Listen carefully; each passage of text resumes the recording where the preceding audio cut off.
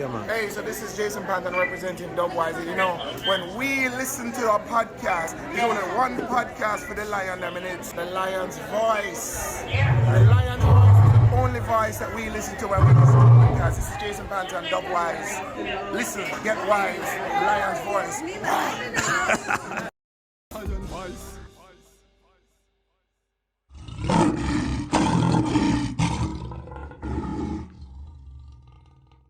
I equate this to drug dealers. Drug dealers, and for the people who are advocating boycott, they should see this as the same as these drug dealer films, and they should have the same energy, keep the same energy, because the drug dealers are also sellouts, taking great money, amassing, huge fortunes, and some of your favorite rappers come from this lineage. With the destruction of their people. So you will have some films that glorify drug dealing. I look at these slave trading nations somewhat in the same way. They took massive wealth in arms, horses, other goods that gave them competitive edge against the other tribes by working with the Europeans. But as history records, they made a deal with the devil.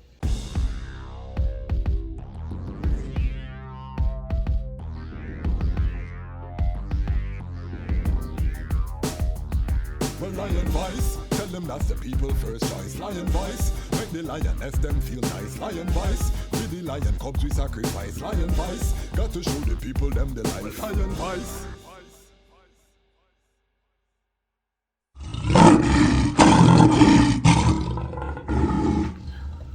Greetings in that divine name of His Imperial Majesty, Emperor Haile Selassie I. Glory and honor in the name of his chosen queen, Empress Waziri Menen. My name is Kwasi Bansu, aka Dejazmatch Kwasi, aka Ras Kwasi, aka the Reading Ras, aka the Pan-African Happy Man. I'm an entertainment attorney, I'm an author, I'm an artist, I'm an actionist, and I'm also the host of the Lion Voice vlog. And today we have a very special episode, never before done. This is the first for the Lion Voice vlog. Today I just finished watching The Woman King movie, so we're gonna do a review, Pan-African movie review, Rastafari movie review. Never been done before, so I'm excited. And if we like this, you like seeing this type of content, drop a comment. Make sure you subscribe to the channel. Give thanks for everyone who has been supporting the platform. Slow and steady growth.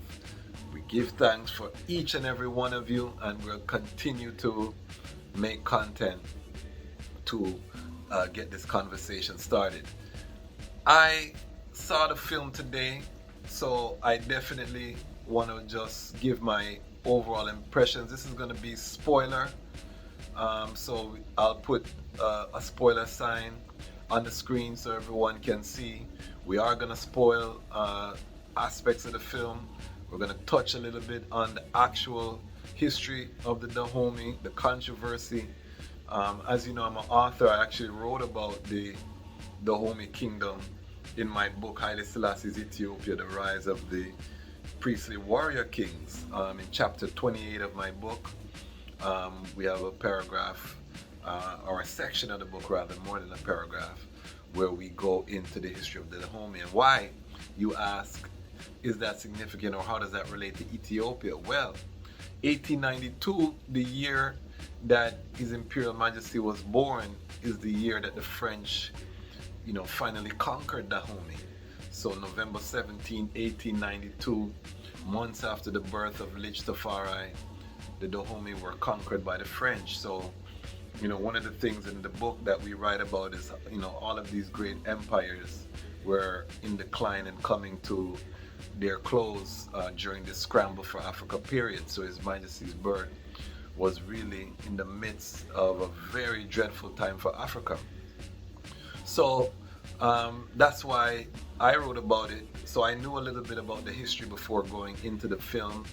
And let me just say, first of all, just my overall impressions of the film. I think, in summary, if you're gonna commit to see this film, commit to doing the actual research on the Dahomey, on the Ogoji, which are the quote unquote Amazons of the Dahomey people, and so that we can have a informed discussion about this topic.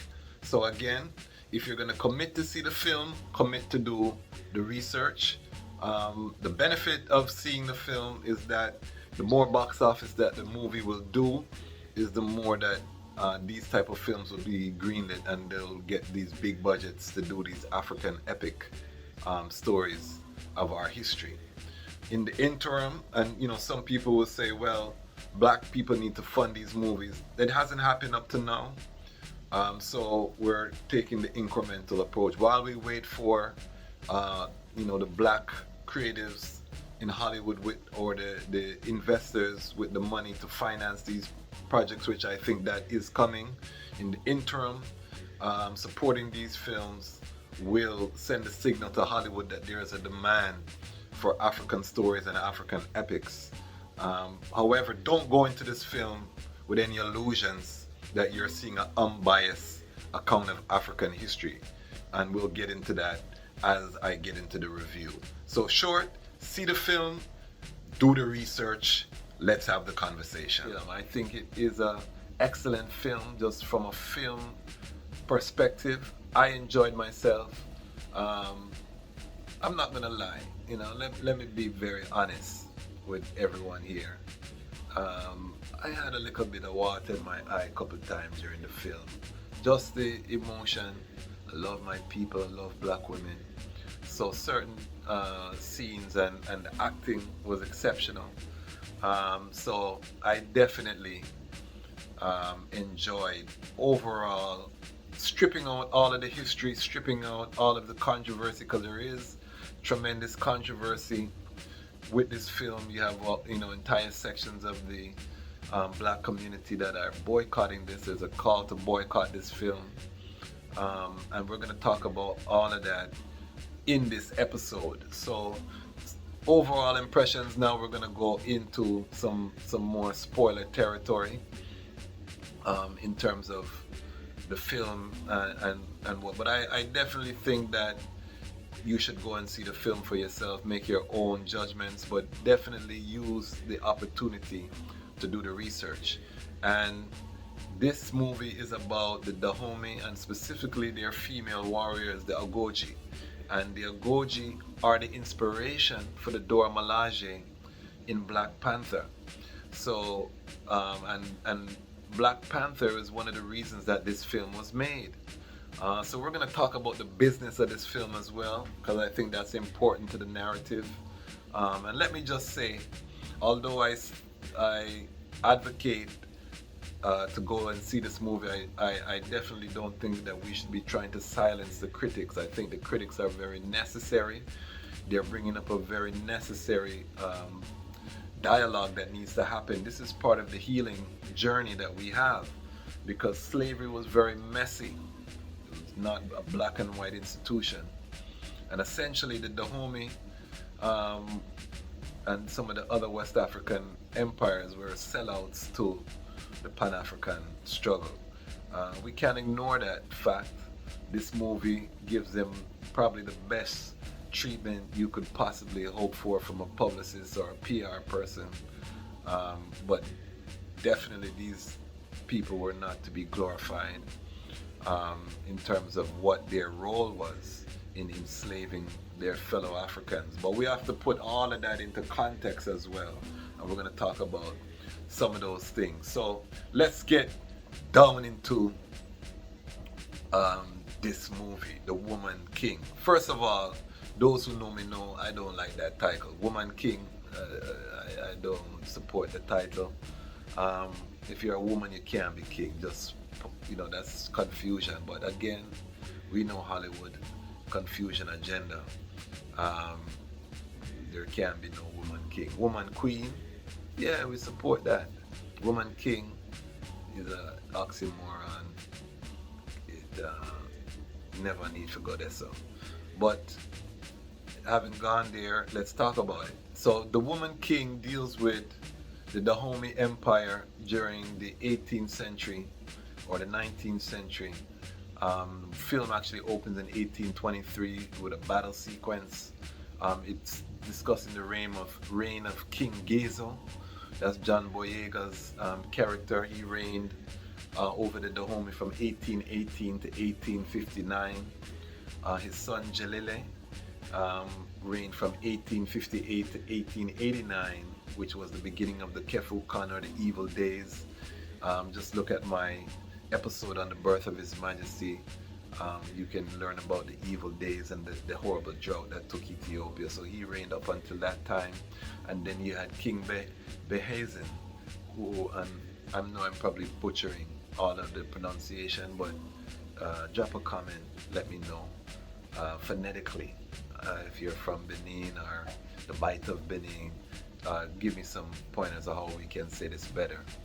But King Behazin was the king when it was finally conquered in 1892. In the history of the Dahomey, that was one of the things that allowed the Agoji to gain such prominence, because the Dahomey kingdom was constantly at war as a vassal state, and just like I said, this was a tumultuous time in African history.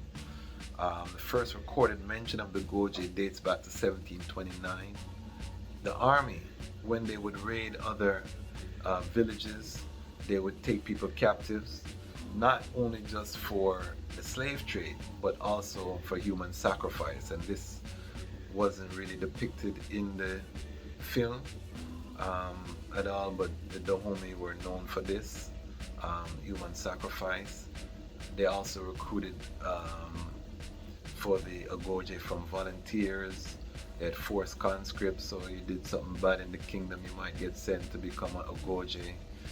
Slaves, like I said, that were raided from other villages as young as 10, 11 years old were conscripted into the Agoje to serve, or rebellious girls.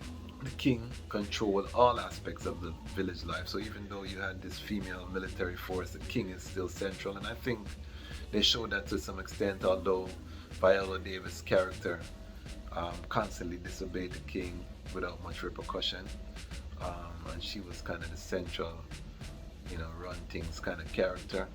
But in the real Dahomey Empire, the king was supreme, so it was still a male-dominated society, even though the Agoji were there executing the king's judgment.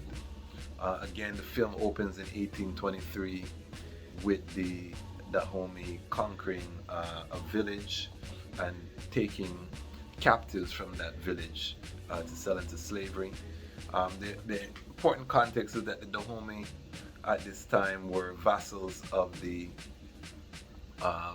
Oyo Empire, which was a Yoruba empire in Nigeria, and they were also a slave trading nation. They had accumulated tremendous wealth. This is in the height of the transatlantic slave trade, remembering that England abolished slavery in 1833.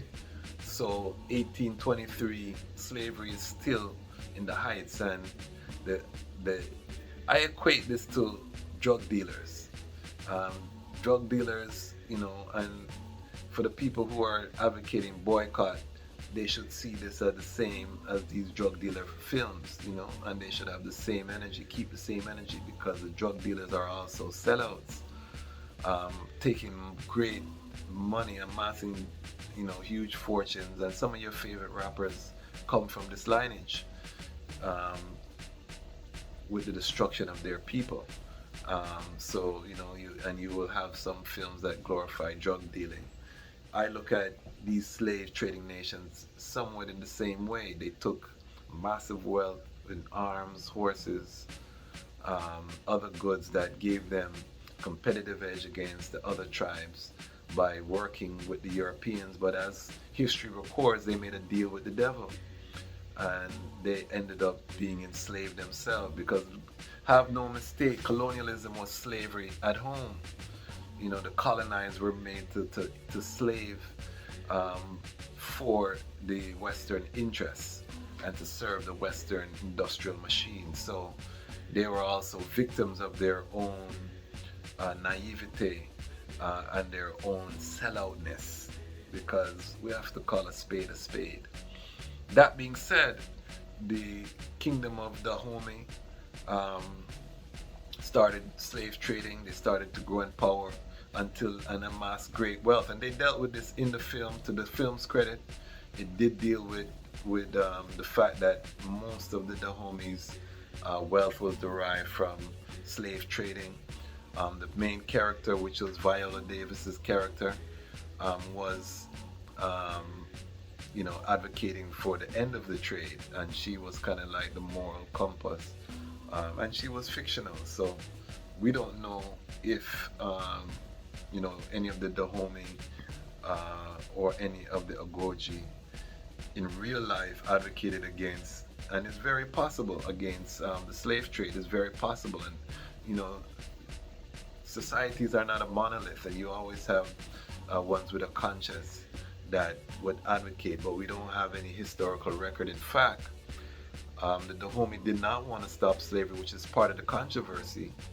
The British put a naval embargo on them to prevent them, after the British stopped slavery, not for the benefit of Africans, because of course the British were still colonizing and exploiting Africans, but because they were trying to cut the power of the Dahomey, and so they imposed embargoes that did not allow the Dahomey to slave trade, which led eventually to them weakening and being able to be susceptible to French rule. So one of the important critiques to the film, having said all of that, establishing this is a movie about a tribe that was in the sellout column,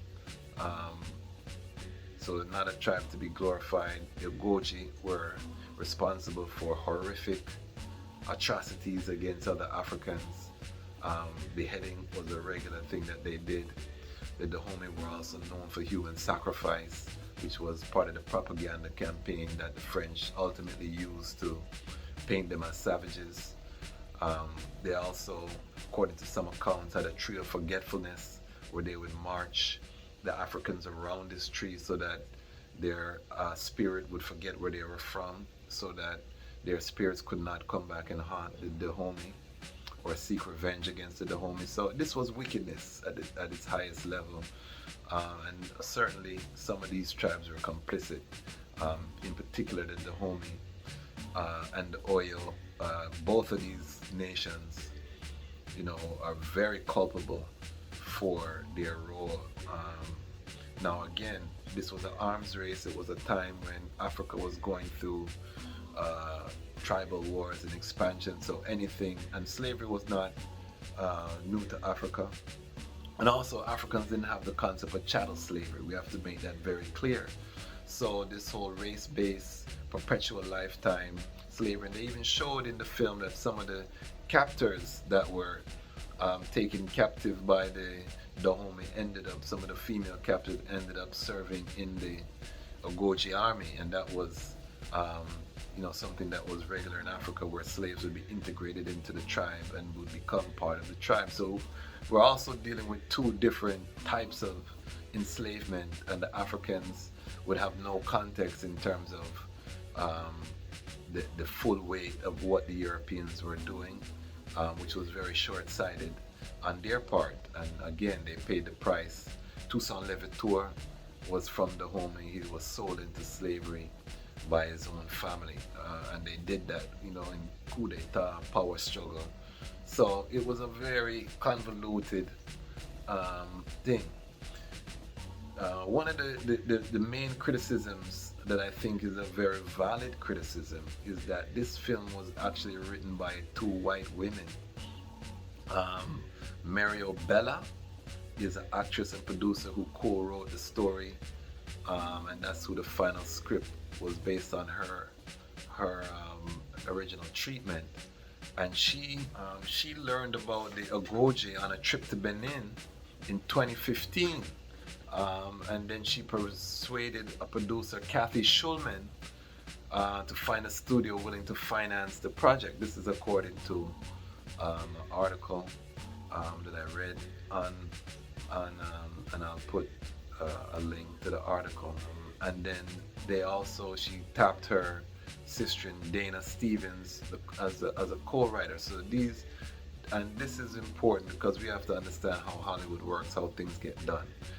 Viola Davis is on a press run and she talks about how difficult it was to get this film greenlit. But the genesis of the film, according to how it's being put out there, is these 3 white women came together. They wrote a script. So anytime you see that, say agenda is there, they're gonna write it from their perspective, and you can see some of these things, even if they have the best of intentions. We know liberal white women can be very dangerous to black people.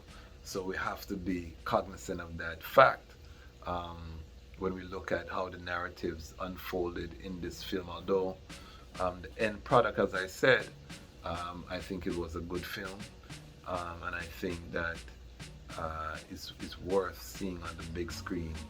And I'll get into some of the reasons why I think it is worth seeing on the big screen. But anyway, according to the story, these 3 white ladies, and you always have to follow the money, because you see, Cassidy Schulman is the link to the money, according to what this article is saying. They then brought on Prince Brightwood, who Love and Basketball, classic film. I saw that film when I was at Howard. Still have an impression it was a great film. I saw it at Crampton Auditorium, big up HU, when the movie first came out. And then Bryce Wood and Viola Davis were attached to the project. Now it's important to also note that Viola Davis and her husband's production company was the Ultimate Production Company that was brought on board to produce the film. So once the script is there, there's probably some backing to get the funding for the film. Then the production company is responsible for putting all of the pieces together. Viola Davis is saying that she had many no's, and they're actually giving Black Panther. It wasn't until Black Panther and the success of the Dora Milaje, fictional Dora Milaje that were based on the real life of Goji, that this film was actually greenlit. They give a lot of credit to Black Panther for that. And I'm gonna use that later to just prove a bigger point. But this is important because when we look deep into some of the characterizations and some of the potential deficiencies in terms of how things were projected, the male-female relationships, I would have liked to see more balance. It was very, color purple-esque. There was a scene in there where one of the young ladies is meeting with a potential husband. The husband boxed her in front of her father, and she pushed down the man and one bag of things. And I don't think they showed enough balance in terms of, yes, this was happening, but show some positive black family interactions in that setting, because you're just bringing us into the context and they're making it seem like this was a society that didn't view women well. The king had several wives. The wives didn't do much but look good, and one of them was very mischievous. So in terms of the black family dynamics of the Dahomey kingdom, I would have liked to see some balance there. But again, we didn't write the script, so this is things that we have to deal with. One of the critiques is about the effeminization of men and the masculinization of women. The title, The Woman King, having all of these women, cut down, portion to man. But which I think some of these are valid, and that may have been part of the agenda. I don't support Woman King. I said that already. The title, the fact that in the film they showed the women fighting alongside men, though, I think was good, and I think they did try to show that it was not just a walkover. A lot of the women warriors were killed by the men in battle, so it wasn't just a walkover thing. However, there was a particular scene in the movie where the character played by Lashana Wright was having a contest of wills with one of the male Dahomey warriors, who we can infer was one of the top male warriors. She was one of the top Ogoji warriors, and she was able to back him down. He gave up. Big hurrah. Could be an innocent scene, but it also fits into this context of I don't need a man, the women are better, and I don't think they had to put down the male Dahomey warriors to elevate the Ogoji warriors. They can show that the Ogoji warriors were competent without having them to show that they're dominant over the male Dahomey. So these are little subtle things that the script presents that we have to interrogate very closely as we look at this film. I do think, again, knowing who's written the film, we do have to be careful for this kind of independent, I don't need a man narrative. Men are bad, there was a lot of, men assaulting the women and portrayal. So we have to be careful in the context of the film. Like I said, overall, I thought it was a good film, but we have to be very conscious of what we're putting into our mind and this narrative, because we know that the right wing part of America is really trying to push this divide between male, black female,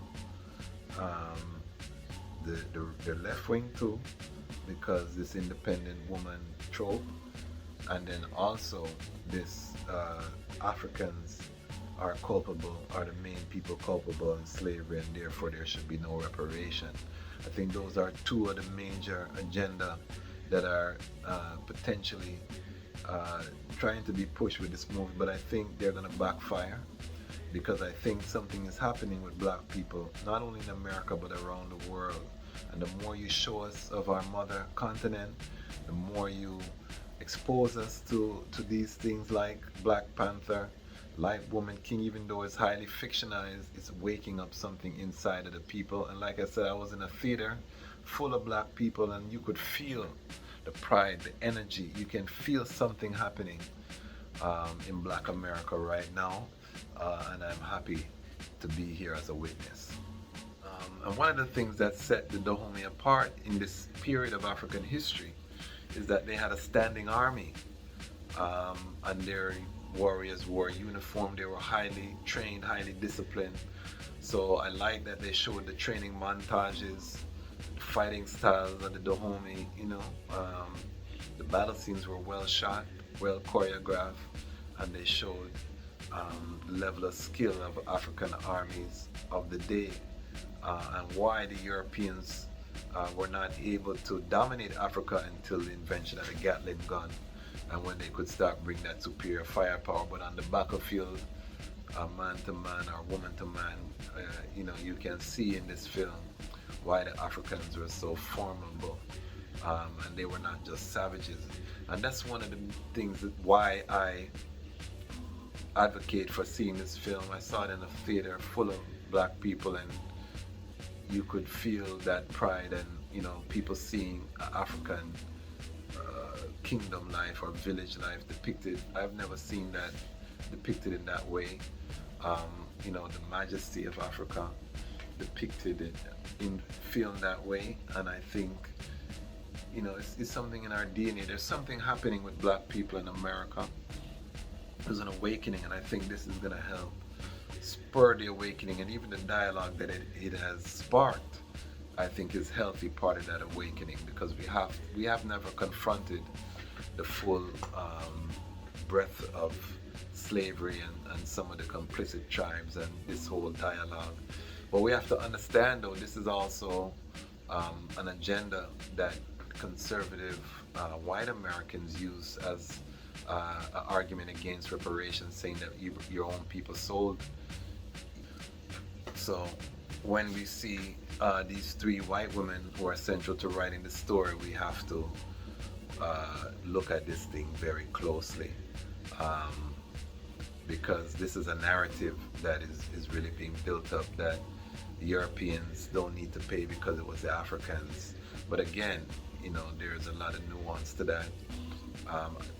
African slavery was nothing compared to chattel slavery, and the European demand and insatiable greed for human cargo is what spurred the Africans to go so hard in the trading. Same with the drug dealing epidemic. You know, the drug dealers are sellouts, yes, but who was flooding the communities with the drugs?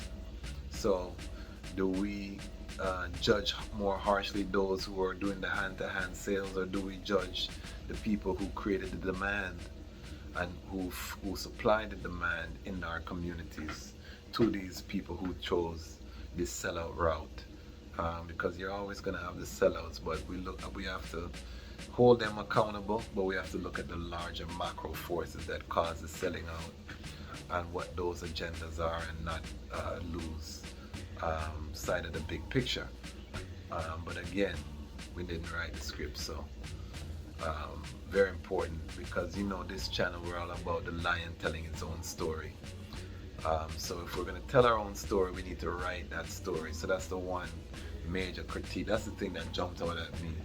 Big up to Viola Davis for producing the film. Big up to the black director for directing the film. I'm sure they crafted it.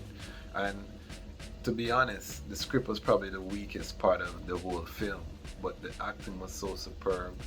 The direction, the tracking out, I think that I as black people really elevated this work that could have been very cliche in its execution, but I think the execution was done so well is what saved the film. Now, saying that, there is also historically the Agoji were considered wives of the king. They didn't really deal with that too much. They said that they couldn't have children or have sex with a man. It was implied that one of them did have some double going on with a biracial brethren that was in the script. So they didn't go white savior, but they did have a little biracial type savior element in there, which I don't know if it was really needed for the script. And at the end of the story, the lady dressed up in a European clothes. All of them think them and never loved that.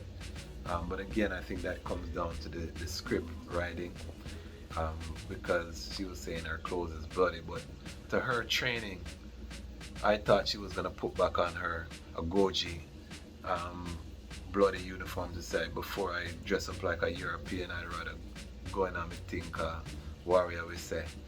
But that didn't happen. She dressed up in her white little, you know. So I never think that was necessary. And I didn't think that fit to character and the rebelliousness.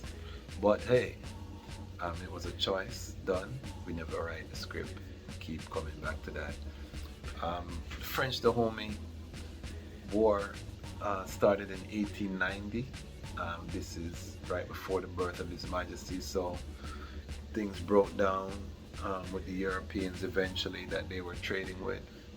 But they were very respected even by the Europeans. There was a French Marine who was quoted as saying, "Neither cannons nor canister shot nor salvo fire stops them." It's really strange to see women so well led and so well disciplined. So that is something that, you know, I think is remarkable about the history, and those things we can highlight, and you know, that was historically accurate and I think well portrayed in the film. But you know, the Agoji going to liberate slaves and you know, these other things that were in the film, of course, that would, for Hollywood consumption, they didn't really business about other tribes. But again, it's a fiction. This is not a historical documentary, it's a historical fiction. And so, you know, they have to be given license to tell the story that they want to tell. And like I said, in real life, you have societies that are engaged in horrible things, and you have people within those societies that oppose them. But if they didn't carry the day, their story is lost to the pages of history. So it just looked like everybody in the society was on that wickedness. So it's not out of the realm of possibility that there were Agoji or there were Dahomey that were opposed to how they were making their money. So These are just some thoughts. All this said, go and see the film. This is like the Jackie Robinson of baseball. This is the opening salvo. But this, I'm hoping, is the beginning of us telling more African stories.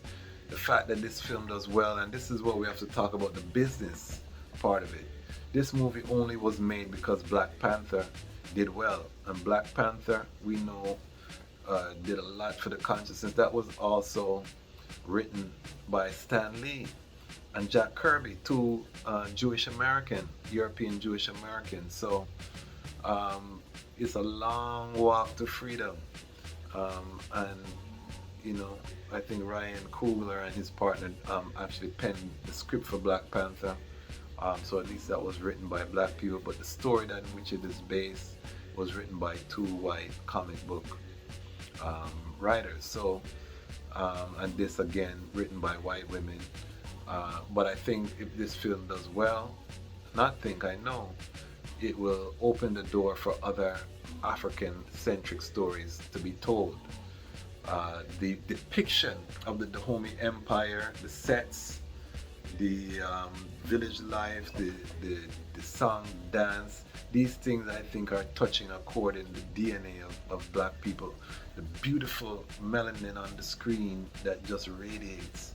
These things, so I think even though some of the things are done for an agenda, underlying, it's still opening a seal. For example, Obama was put in power for an agenda, but the fact that the black family was seen in that light, I think did a lot subconsciously for that black family, to see an intact black family functioning at that high level. I think that's Obama's greatest contribution.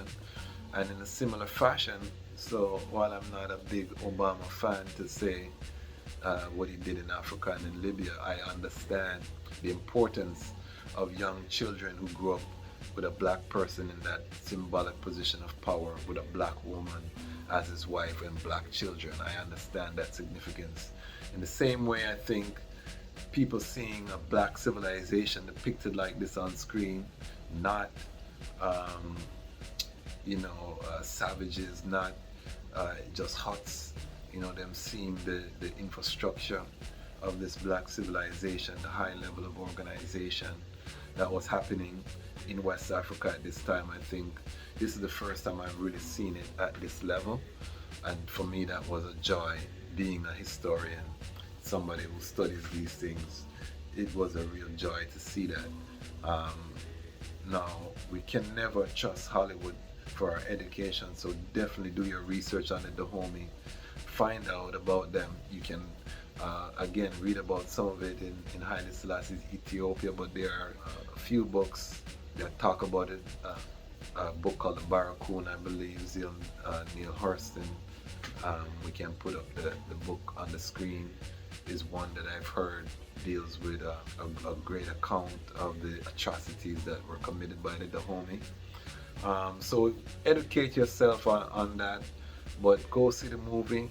Let's run up the box office so that we can open the door.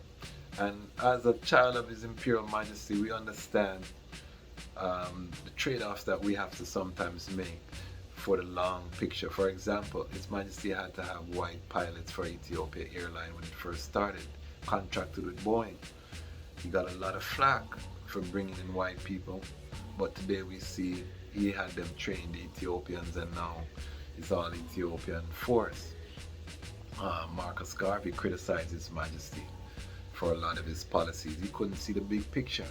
So sometimes the progress has to be incremental, and watch the interviews with Viola Davis on the trouble she had to get this greenlit. So I'm sure if it was black writers, it probably wouldn't have been greenlit.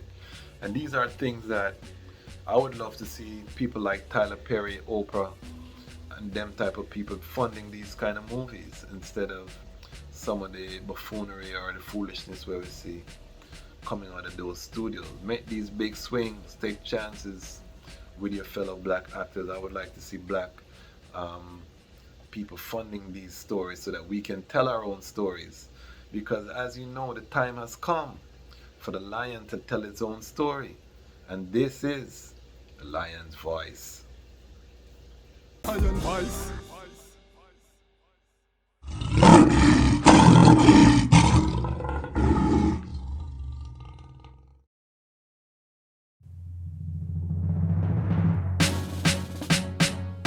The second beast was given the power to give breath unto the image of the first beast so that the image could speak and cause all who refused to worship the image to be killed. It also forced the people, great and small, rich and poor, free and slave, to receive the mark on their right hands and in their forehead.